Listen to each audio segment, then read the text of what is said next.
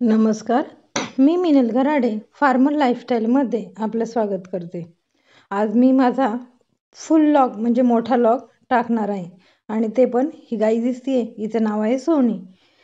हिच्या डिलेवरी म्हणजे बाळ होण्यासाठी तिच्या काय काय वेदना असतात किंवा कशा पद्धतीने एक फार्मरचं जीवन असतं हे बघण्याचा किंवा हे दाखवण्याचा मी तुम्हाला प्रयत्न माझ्या पहिल्याच मोठ्या ब्लॉगमध्ये करते.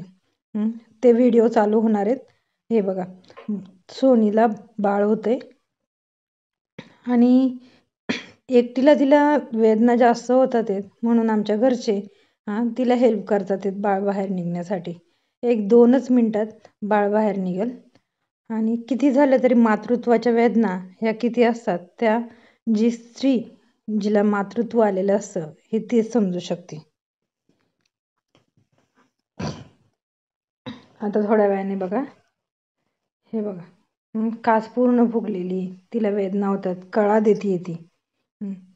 पण आपण घरचे लोक थोडी मदत केली तर त्याच्याने बाळ पुश होतं. जसे बाहेर डॉक्टर स्त्री तज्ज्ञ असतात त्याप्रमाणे जुनी लोक हे घरगुती करू शकतात.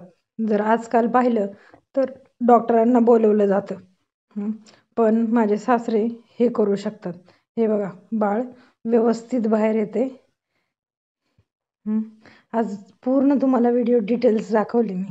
माझा पहिलाच व्हिडिओ आहे हा, तरी पण मला असं वाटलं की फार्मर्स लाईफस्टाईल म्हणजे फार्मरमधल्या सगळ्यात महत्त्वाचा जो अविभाज्य घटक असतो तो म्हणजे गोपालन.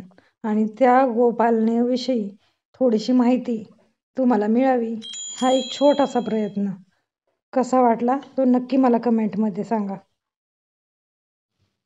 सोनीची डिलिव्हरी व्यवस्थित झाली, पण वार काय पडली नव्हती म्हणून गोठा स्वच्छ करून घेतला आणि तिच्या बाळाला गव्हाणीमध्ये उचलून ठेवले जेणेकरून पाणी लागून त्याला थंडी वाजू नये म्हणून.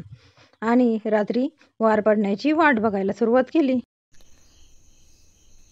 रात्रीचे 12-12:15 झालेत. गायची वार पडली नव्हती म्हणून मी गोठ्यामध्ये आले तर बऱ्यापैकी वार निघालेली. इकडे बघा, ही आमची सोनी आणि तिचं हे छान छान बाळ झालेलं आहे. 1 मिनिट. ह्याचं नाव मंगळवारचं झालं आहे. आमची इथं देवी तुळजाई, तिच्या नावाने मी हे तुळजा म्हणून तिचं नाव ठेवते. हे छोटंसं पिल्लू आमचं तुळजा. कसा वाटला माझा व्हिडिओ आणि कशी वाटली आमची तुळजा हे कमेंट करून नक्की सांगा. आणि पुढील व्हिडिओ तिचे आणि माझ्या शेतीचे बघायला तुम्हाला आवडेल का हेही नक्की कमेंट करून सांगा. धन्यवाद.